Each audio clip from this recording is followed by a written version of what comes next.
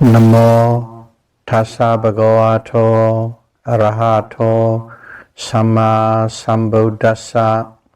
Namo tassa bhagavato arahato samma sambuddhassa.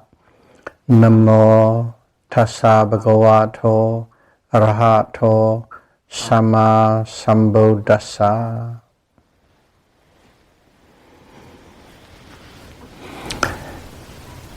Theravada Buddhism series, Dhamma talk number 21.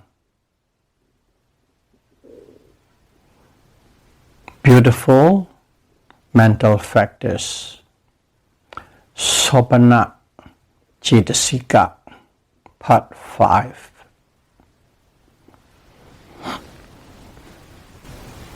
We have finished discussing the first two subgroups of beautiful mental factors. Today, the third subgroup is called Limitless. Some translate it as illimitable or no limit. In Pali, it's called Appamaññā. It is called Appamaññā because it takes limitless beings as the object of the focus of attention. Limitless beings, those are the objects. Appamaññā is the same as Brahma Vihara. Some of you may be aware of this word, Brahma Vihara. It is 4 modes of noble abiding. It's the same, Brahma Vihara or Appamaññā. And these 4 modes of noble abidings or Appamaññās are loving kindness, Mettā, compassion, Karunā, sympathetic joy, Muditā, and equanimity, Upekkhā.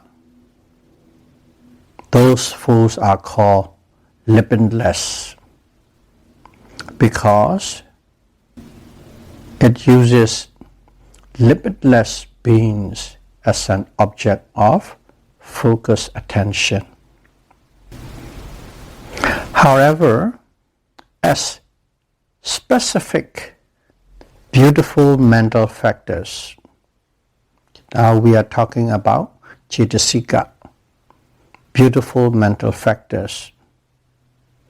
Only Karunā, compassion, and Muditā, sympathetic joy, are mentioned under this third subgroup heading of beautiful mental factors.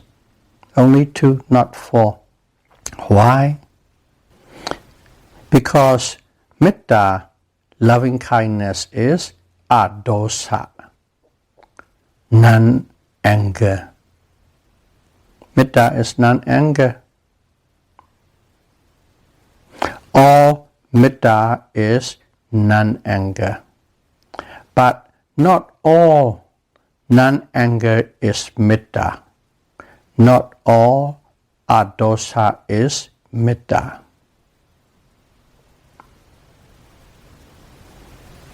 Only when adosa, non-anger, is promoting the welfare of others is called Mettā. Non-anger, which is specifically promoting the welfare of others, is called Mettā. So there's a distinction. Not all non-anger is Mettā. But all Mettā is non-anger. That's on loving kindness, Mettā. And also another one is equanimity, Upekkhā. Upekkhā represents the neutrality of mental states. And when Upekkhā represents the neutrality of mental states, it is called Tattva. We already have discussed about it. Tattva. When Upekkhā specifically represents the neutrality of mental state, neutrality of mind, then it is called Tattva. However, the word Upekkhā covers both wholesome and unwholesome. Okay? It covers both wholesome. What is wholesome? Impartiality, neutrality, that's wholesome. Unwholesome is indifference with ignorance. Some people are totally indifferent, so you can say neutral. But indifference out of ignorance, that is unwholesome. So Upekkhā can be wholesome or unwholesome based on what condition it is in. But Tattva is totally wholesome. This Tattva, neutrality of mind, neutrality of mental state, is a purely wholesome, beautiful mental factors. And it is one of the 7 factors of enlightenment, Bojjhanga. And it is also called as Upekkhā in the 7 factors of enlightenment. But when Upekkhā represents as part of the 7 factors of enlightenment, Upekkhā is representing the neutrality of mind. So these little distinction must be known. So as a beautiful mental factor, this Upekkhā is not mentioned separately, but placed under the beautiful mental factor of Tattva, so that we won't be confused. So to summarize it, there are 4 limitless: Mettā, Karunā, Muditā, Upekkhā. Even though there are 4 limitless, Mettā is the same in essence as non-anger. And also Upekkhā is the same sense as Tattva. So the only 2 remaining, Muditā and Karunā, are mentioned under limitless as a beautiful mental factor.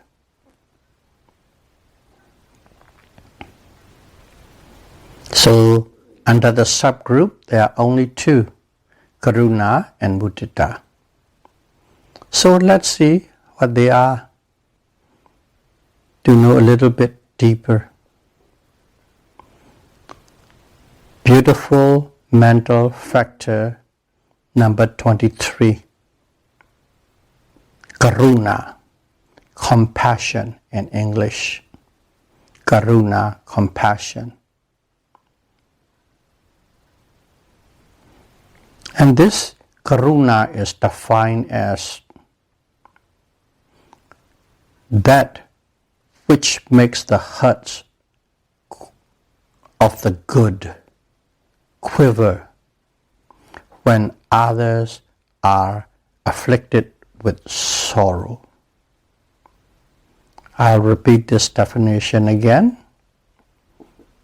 That which makes the heart of the good quivers when others are afflicted with sorrow. What it means by feeling sorry to see someone suffering is that one volitionally wishes to relieve the suffering that befalls upon that person. That's it. It's not just that you feel sorry. You feel sorry means you feel sorry about somebody else suffering means you have the wish, you have the desire to relieve that suffering from that person. That's karunā.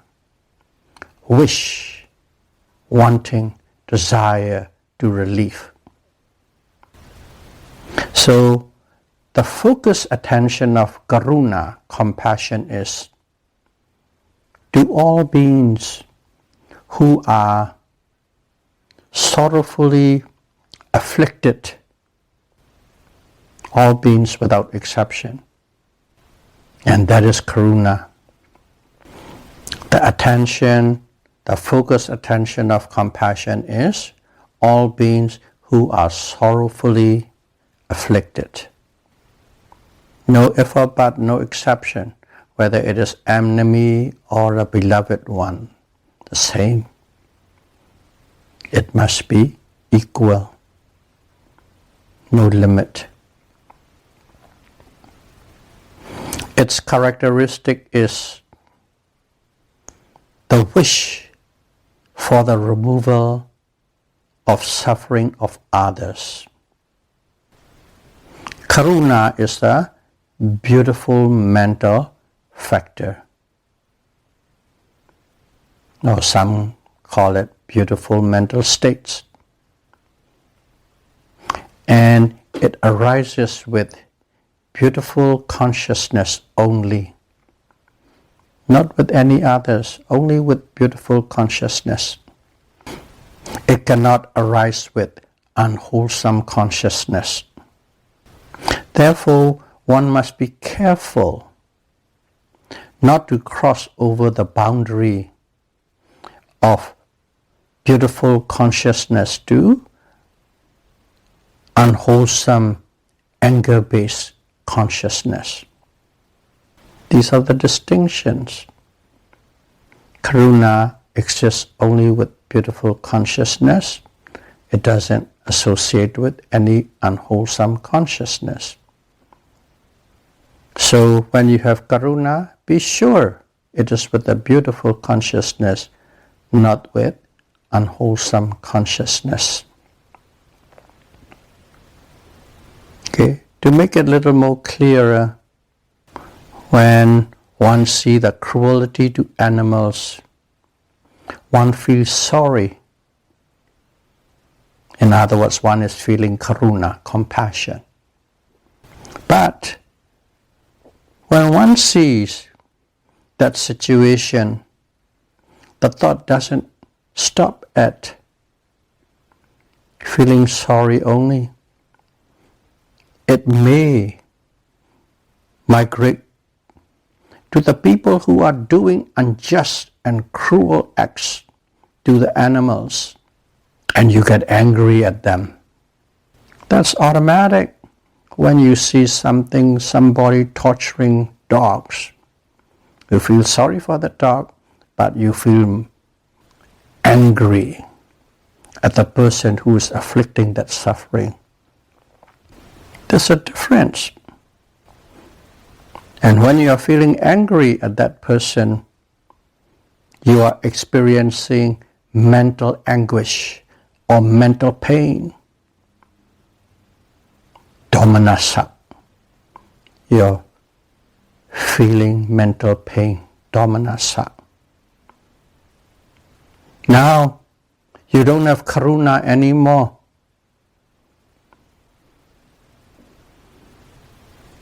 What you have is, see, unwholesome mental anguish or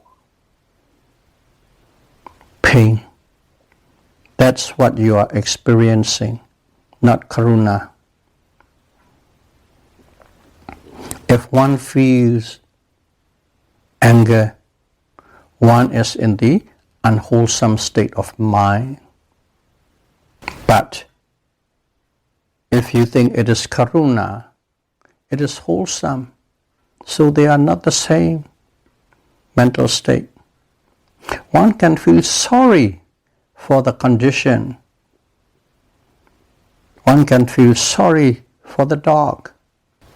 But don't get angry by the cruelty that is being transpiring. But without getting angry, do what you can to relieve the suffering.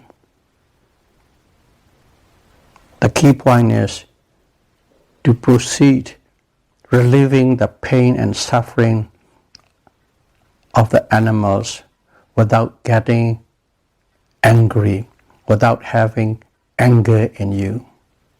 And if you can do that, you are still in the mode of karuna, compassion. If you do with anger, you are not in the mode of compassion anymore. So subtle, you still think you are doing all these things with compassion, but you are not.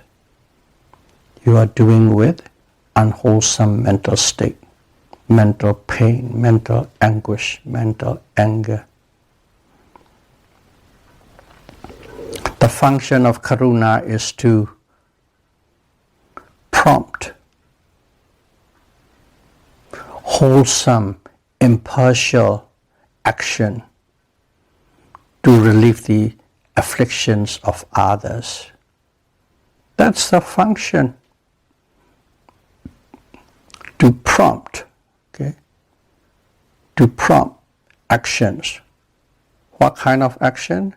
To prompt wholesome, impartial action. That action to relieve the afflictions of others. That is the function of compassion. One may or may not succeed in relieving other suffering because there's limit to what you can do. Sometimes you succeed, sometimes you don't. But even if you don't succeed, if you do it, you are still in the beautiful mental factor of karuna mode, beautiful mental factor of compassion. Even if you fail in relieving, you are still with compassion. You may or may not succeed. So don't think when you fail, you don't complete or succeed compassion. It is the mind state, mental factor. Must be beautiful and wholesome. Don't let the unjust drag your mindset down to others' level. The mental anguish that arises from seeing cruelty is the direct enemy of compassion. The mental anguish that arises from seeing cruelty is the direct enemy of compassion. So let's call this as a little trap that you can fall into. But there's also another trap in karuna, practicing karuna. Say one is watching the loved ones in pain and suffering from a terminal disease. Let's say a grandma or grandpa suffering from painful cancer, dying, suffering, or even somebody that you care very much. And one is watching this loved one in pain and suffering from terminal disease. Of course, you care and you try your best to relieve that pain. Day in and day out, weeks, months. And eventually, that pain gets to you. You are actually experiencing the pain of your beloved ones. After weeks and months, you begin to feel that pain. You feel the beloved's pain and suffering, and you descend in the sorrowful state. When you feel like that, you yourself become sorrowful. You yourself become in a state of suffering. Feel as if it is happening to you. Depression set in you, sorrow set in you, anger set in you. Because of that, now one is not in a wholesome compassion state anymore. Because compassion is purely wholesome. Depression, sorrow, anger is not wholesome. Not only that, it could even drive you to do mercy killing. That's how mercy killing comes in. You feel so much pain, but you believe that you are doing mercy killing so that your beloved one don't have to suffer long. And you take it in your own hand and you do the mercy killing. You think you are killing out of mercy, but you are killing out of mental anguish. That's the real reason. That is the proximate cause. Not compassion makes you kill. It is the mental anguish makes you do that mercy killing. Or let's say makes one do that mercy killing. Every type of killing, whatever type it is, including mercy killing and including suicide. Suicide is a killing, is associated with anger, dosa. If there's a killing, there is dosa. So this sorrow is the indirect or near enemy of compassion. Mental anguish is the direct enemy of compassion. Sorrow is the indirect enemy of compassion, or near enemy of compassion. Those are the two traps one can fall if you are practicing Karunā, compassion. Little things, you are not even aware of it. But when you know the mental state, mental factors, with clarity, you know what is wholesome and you know what is not wholesome. You know why you are doing, for what reason you are doing. So be mindful of whether one is in a Karunā domain or in a sorrowful angry domain. Be mindful. Mindfulness is the key thing to give you clarity where you are. So that is beautiful mental factor number 23. Now, number 24. Muditā is translated as sympathetic joy. But my teacher taught me appreciative joy is most suitable as an English translated word for muditā. Appreciative joy.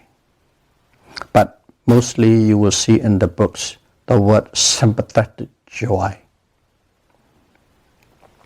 Muditā is being happy to see, to feel, to know others' success, fame, fortune, and happiness. One wishes that they will not lose the fame, fortune, and success. Okay, first of all is you feel happy to see and to know other people's success. Not only that, and you wish that they would never lose that success, never lose that fame and fortune. That's muditā. Appreciative joy. So even in the chanting recitation, we say, may they not lose the fame and fortune they have gained and attained. In the chanting muditā. It is a very difficult, beautiful mental factors to practice. It is difficult, sounds quite easy. Because the mind in our daily activities, every little thing, whatever is happening, don't just think about big thing, medium things, small things, subtle things. The mind usually slips into envy and dissatisfaction mode without you being aware of it, without detection. Something happened, it slipped in. Somebody wearing a certain type of clothing looks good. But you say, oh, it looks slutty. Instead of that person looks good and being appreciative about it, the minds go right into, oh, it looks good, but it's slutty outfit. Automatic. And these little kind of things are always happening. Somebody cook a dish, quite nice. You taste it. And you are also like a good cook. You taste it, oh good. But I think you can use a little more pinch of salt. You cannot be simply just happy of whatever that person has achieved. You just have to put it down, slice it down. But in your mind, you are trying to be very, what you call, constructively critical to make it better. That's how you think. But you cannot just simply stop at being happy for that person's success. That's how we slip into it. And there are hundreds and thousands of times in our life, every day, these little things happening, and in our rational mind, we are trying to improve. So the characteristics of muditā, appreciative joy, is the gladness of other people's success. If they are rising, if they are growing in the right direction, nobody is perfect. Just be happy with it. Be glad about it. And being glad about it is the characteristics of appreciative joy. Its function is having no envy and jealousy of others' success, others' gain and fame. No jealousy, no envy. It manifests as the elimination of aversion. You don't have any level of aversion when you have appreciative joy. Its proximate cause is seeing others succeed. That's a reason, that's a proximate cause.